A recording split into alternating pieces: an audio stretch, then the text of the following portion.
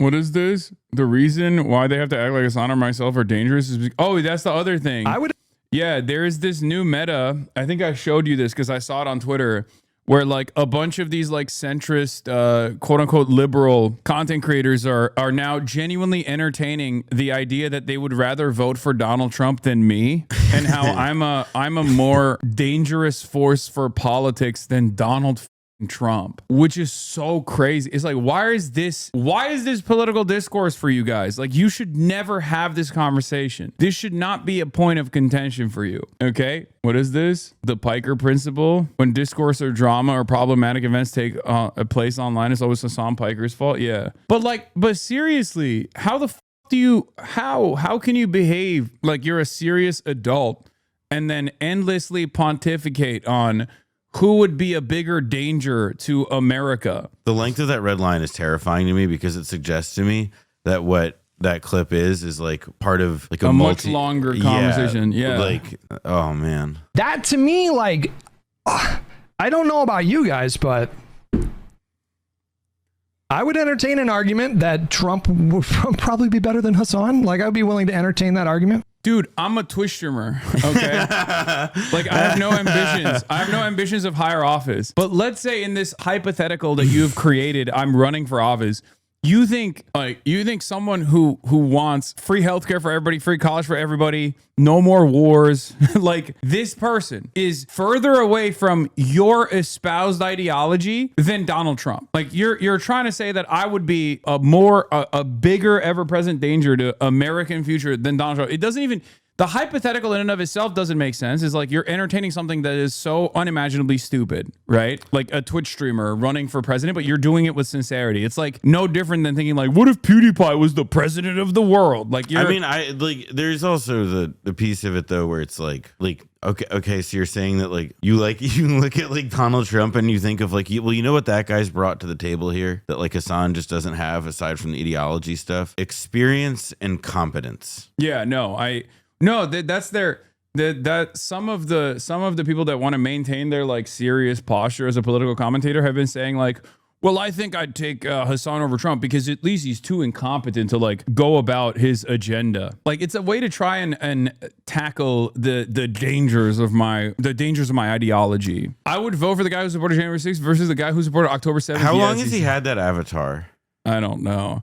You've morphed into you've morphed into a fundamentally different type of question then. If you're simply asking who I would vote for if the election were tomorrow and the rest of the political system / country would remain the exact same, then I'd vote for Hasan because he's too stupid and his ideas are too radical to get anything done in this country.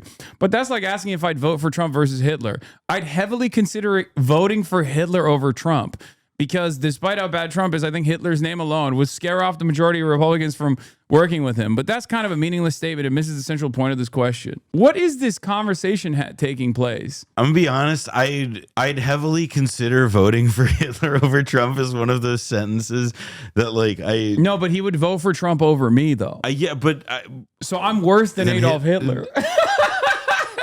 What? But he's also saying he would vote for you because like.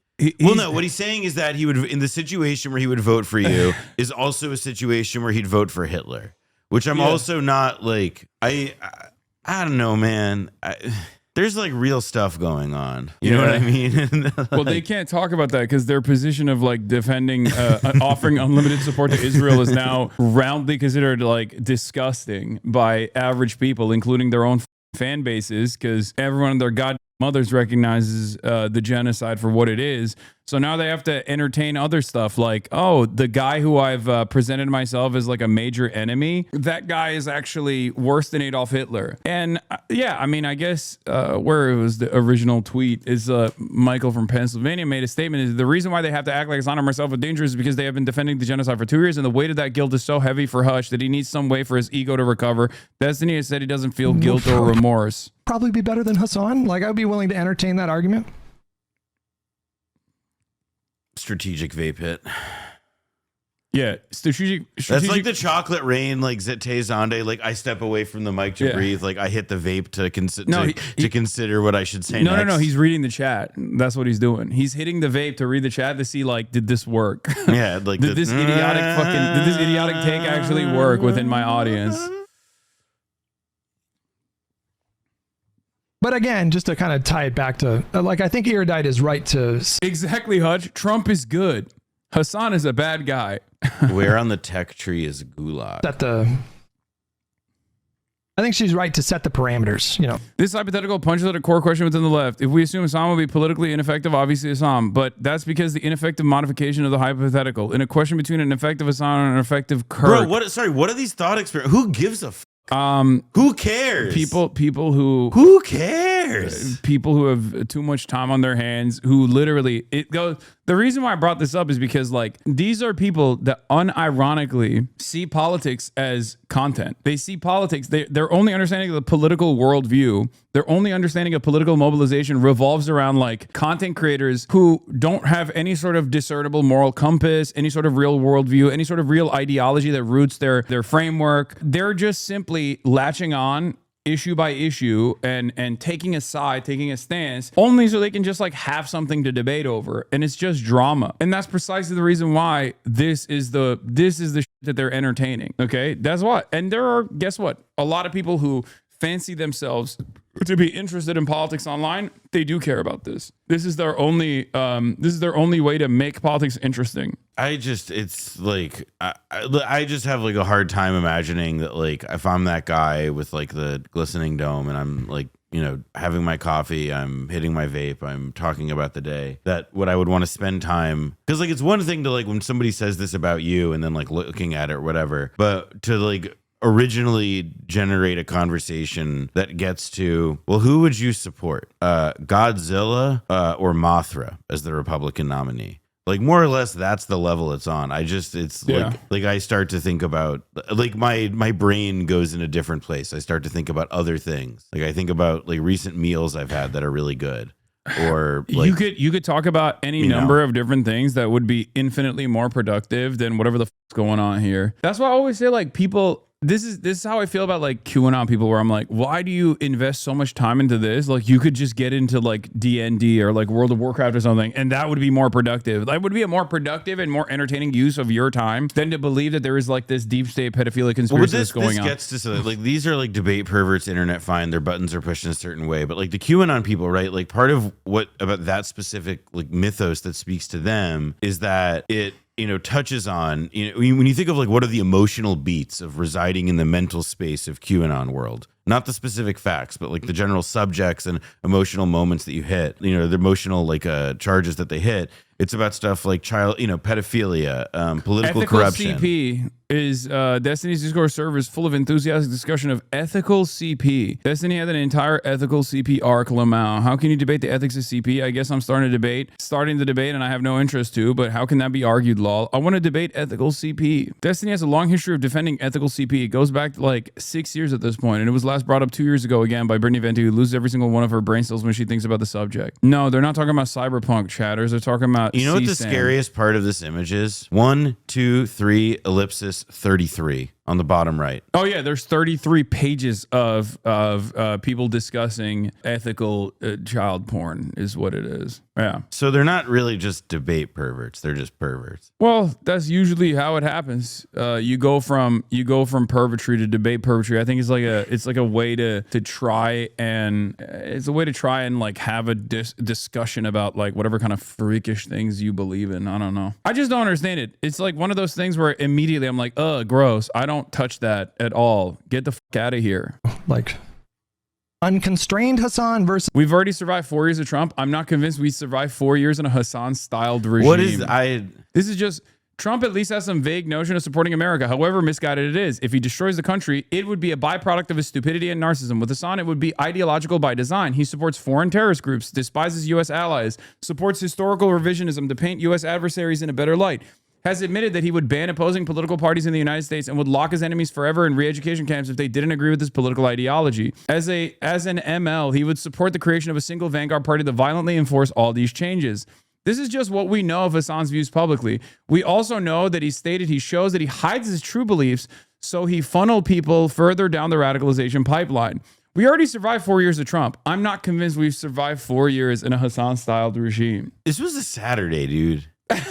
Like he could have been doing like, because right, like even when you're a podcaster or a streamer, like weekdays, even if they're not like such a big deal for you, how different it is from the weekend, most other people, they have jobs and normal things. So like weekends are where you see and get to, spend time with other people. And on a Saturday, he like wrote a chapter of a book about this. I want to destroy America by reorienting our economy to focus more on improving the material conditions of every single person. This is the true death and destruction for America. Also, I mean, like, there's also like Hasan's, like, there's the Takia thing. Yeah. I'm doing. He's like, we also know Hasan's very well developed thoughts about like creating a vanguard party out of purifying the federal service. Yeah. With just like, what the fuck are you talking about, bro? I think this is step away from this is step away from the computer territory. Under normal circumstances, like if someone was saying this, you'd be like, oh, that's like a person that is in dire need of like medical assistance. I think it's also kind of funny. This person is like definitely having a really bad mental health episode, but or at on least the just internet, suffering from like extreme boredom when he has like literally every possible like avenue for material and spiritual satisfaction available to him. Yeah. But this is political discourse. This is a peak of political discourse for some many who consider this to be like a brilliant take. You know how like amongst the right, cancel culture and cancellations became a worse term than even murder itself, which is when Marjorie Taylor Greene came out on television and said abortion is cancel culture because you're canceling the baby. Do you remember that? Yeah. That was a moment where I was like, oh, like this person is so far gone in political discourse that she's literally saying abortion is an extension of cancel culture when abortion is supposed to be murder, right? Like you're supposed to say abortion is murder, but now you're saying it's cancel culture, it's an extension of cancel culture. The reason why you're saying that is because you have seen cancel and cancel culture, cancellations as a substitute term that is more significant than murder. That's why you're using it. I guess it's also like, it's that like cancel culture is this like part of what our cancel culture actually gets at though, right? Is not just about, it's not like cancellation, the act there per se. It's like why the cancellation happens, which is the fact that like you're on the losing side of a general culture war. Yeah. But my point is for these guys, I'm worse than like they're saying I'm worse than like actually tackling a political ideology that they find to be scary. Like they don't want to say like socialized medicine is terrifying. They don't want to say like socialism is a terrifying ideology like in the past, their counterparts would have done, right? Mm-hmm. They don't want to take the William F. Buckley position, but instead they just like posture against a figure that they have designed as like this great evil. And in a handful of people,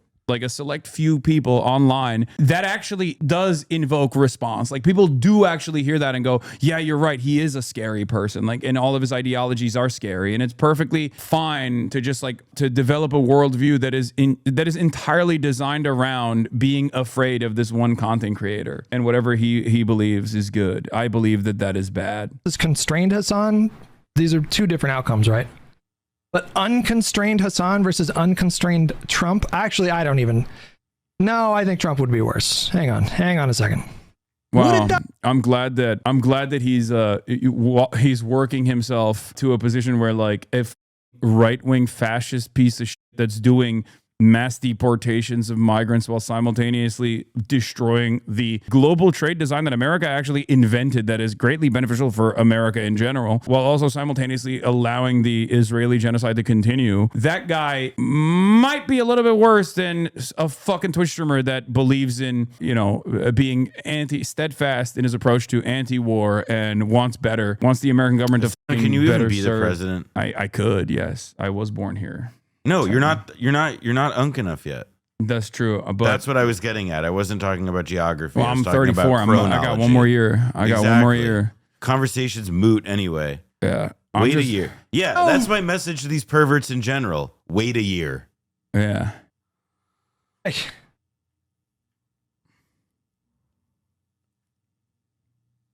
think it's really fucked up that this is what Northern Lion does now. Dude, come on. Don't come after my goat like that. Northern Lion would never. He would never. He's great. This man is tarnishing Hasan is worse. This whole discourse is making me want to kill myself. Conscious robot? We agree on that. I like that his mods constantly shit on him. You suck right now. That's what one of his mods said. Pick your poison. Like Hutch, is we'd such a be in dumb- camps. Hutch, we'd be in camps under Hasan. This is such a dumb hypothetical. pick your though. poison. Yeah, there's people are already sending. He's literally already sending people. Yeah, that's right. I would be sending Hutch to the camps, I guess. Right-wing personality latching onto identity as a target rather than ideology is such a good point. Zizek would like that. Yeah, man, that's it. I am a far more interesting target than to actually like discuss the issues on the boundaries of policy, on the boundaries of impact of policy, on what it would look like if you were to play out a legislative agenda that like puts workers first in general and not like capital owners. That's it. They can't have that conversation and also maintain charitability in a broader audience. And they don't even do a good enough job developing a large enough audience while also being hyper obsessed with like drama and shit. So that part doesn't even work. But they're fearful that they would be even less popular if they just like only talked about the issues. Okay.